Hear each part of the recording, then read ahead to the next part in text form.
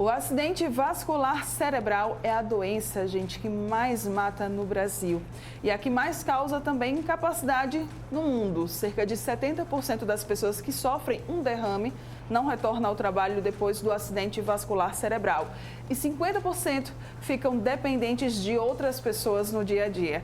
Apesar desses números preocupantes, muita gente ainda tem dúvidas sobre o assunto, né? E desconhece as principais causas, sintomas e maneiras de tratar essa enfermidade. Por isso a gente está agora aqui no estúdio com a neurologista Rebeca Teixeira, que vai esclarecer as nossas principais dúvidas. Muito bom dia, doutora Rebeca. Obrigada pela sua participação aqui com a gente. Bom dia, Mara. Obrigada pelo convite. É um prazer estar aqui. É prazer também. Vamos começar explicando o que é, então, o AVC, né? Que o pessoal conhece muito por derrame, né?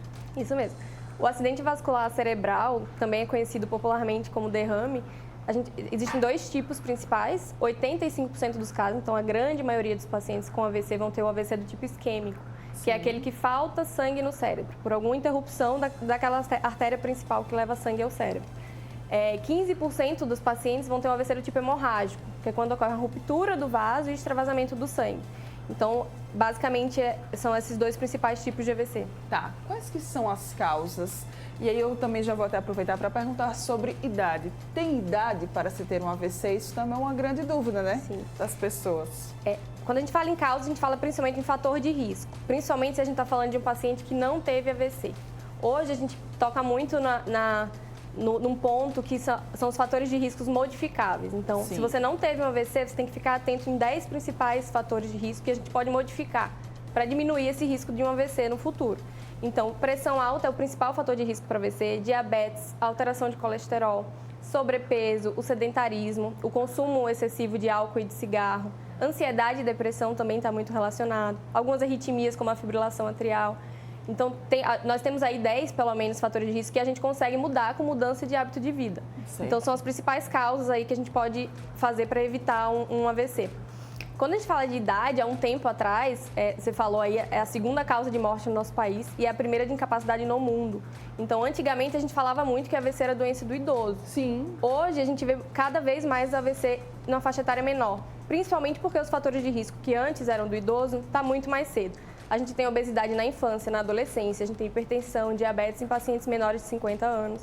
Então, a gente está vendo cada vez mais o AVC numa faixa etária menor, mas ainda é maior nos maiores de 60 anos. Mas aí é importante que todo mundo se cuide, né? E que Exatamente. fique bastante atento a esses fatores de risco, tá, minha gente? Pelo amor de Deus. Vamos falar sobre sintomas agora. O que é que tem que ali acender o alerta e já correr para o hospital?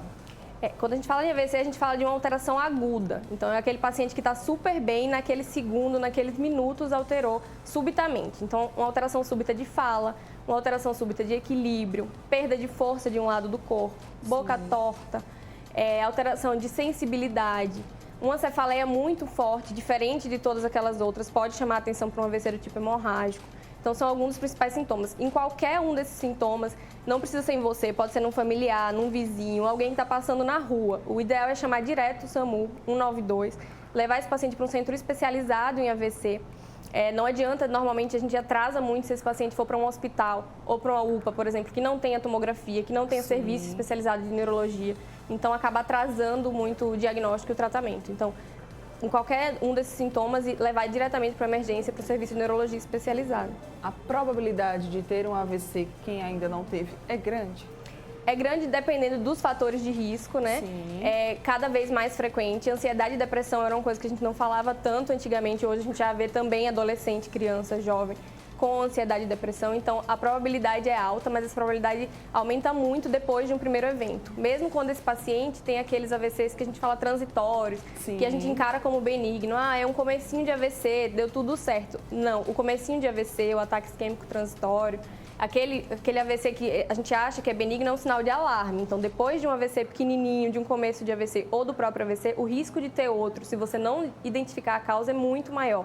E isso deve acontecer nas primeiras semanas até os primeiros meses. Certo. E quem teve o AVC propriamente dito, também corre o risco de ter outro, doutora? Exatamente. Esse é o principal paciente que tem o risco de ter outro AVC. Quando a gente lida com um paciente de AVC, o principal ponto é identificar a causa desse AVC. Se a gente falar, esse paciente teve um AVC e é isso, acabou. Esse paciente vai ter outro AVC se ele não estiver sendo tratado a causa.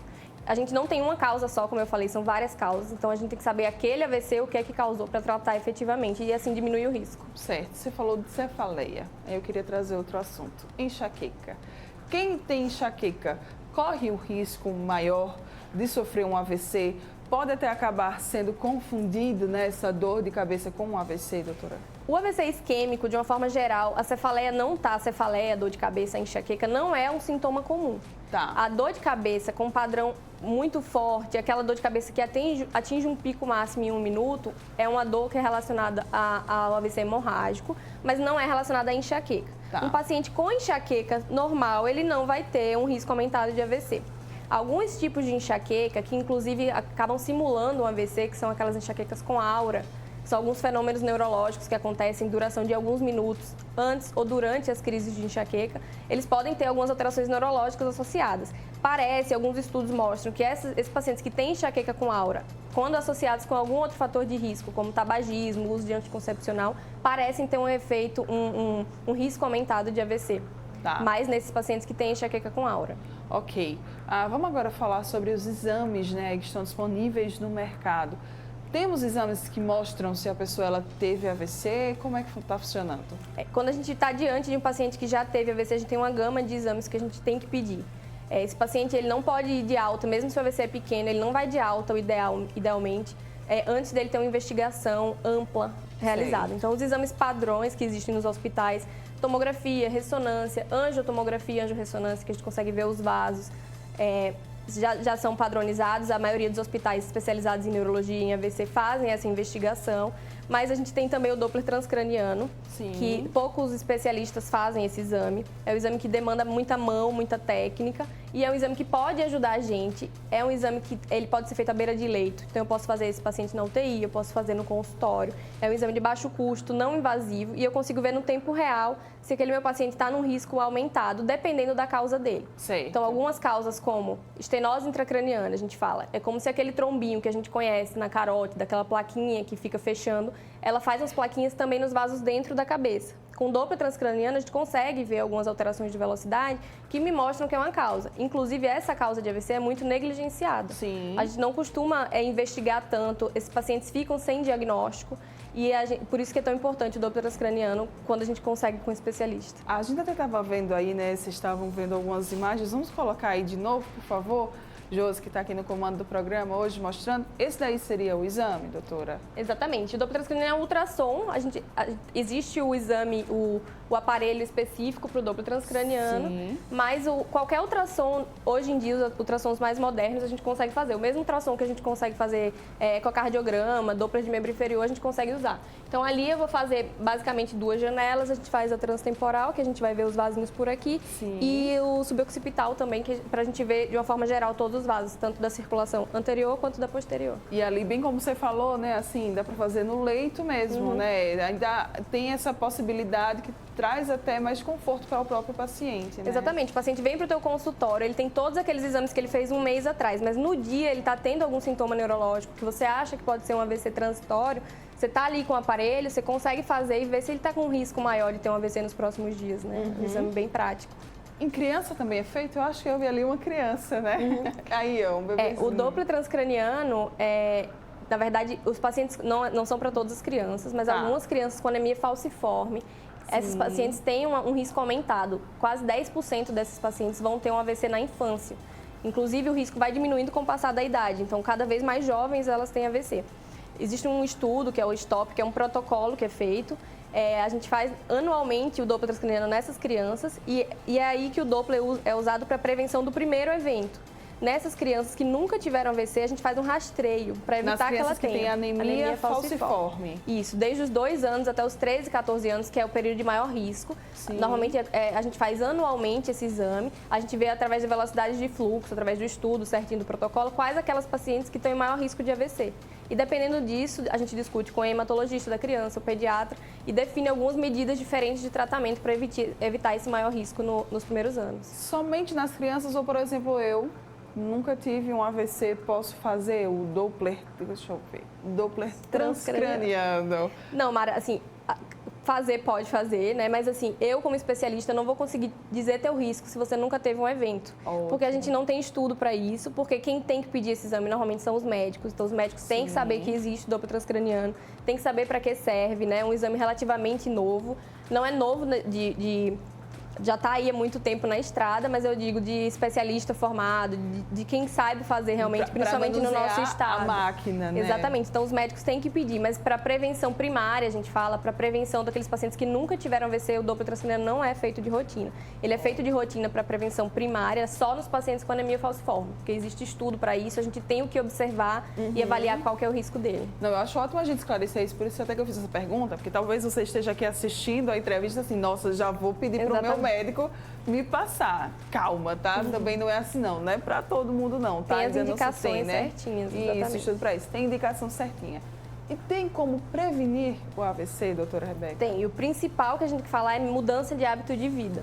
Então, o paciente tem que fazer uma dieta adequada, tem que fazer exercício físico, aquele exercício de uma caminhada de 30 minutos, 2 vezes na semana não resolve, a gente tem que aumentar a frequência cardíaca, cessar tabagismo e alcoolismo. Acho que na pandemia aumentou muito o consumo de álcool e cigarro, já tem alguns estudos saindo. Né? Exatamente. Aumentou muito, então aumentou muito o número de AVC também na pandemia. Então, é mudança de hábito de vida. Se eu tenho hipertensão, eu tenho que tomar medicação, eu tenho que cuidar da dieta. Diabetes, controle de dislipidemia, que é a alteração do colesterol, então ir regularmente ao médico. Se você tem uma arritmia, você tem que acompanhar com um especialista em arritmia para controlar a frequência cardíaca, evitar a formação dos trombos. Ansiedade e depressão, então às vezes a gente acha que a ansiedade e depressão vai passar, que a gente não precisa de apoio, a gente precisa de um psiquiatra, de um psicólogo. Isso também é considerado um fator de risco. Então a gente tem um monte de fator de risco que a gente consegue reduzir esse risco de AVC, a gente mesmo fazendo no dia a dia. E quem fala assim, né? Não, foi só um princípio de AVC, nada disso, né, doutora? Isso é um sinal de alarme, né? Isso não é benigno, isso não foi bom, isso não foi sorte. Isso foi um alarme de que vai acontecer um evento pior nas próximas semanas e próximos meses. Eu falo, até às vezes assusta, mas é o melhor paciente para a gente fazer é esse que teve um comecinho de AVC. Sim. Porque você consegue identificar a causa e evitar que ele tenha sequela. O paciente que vem para você com sequela, a gente consegue evitar um segundo evento, mas aquilo que aconteceu lá é muito difícil de tratar.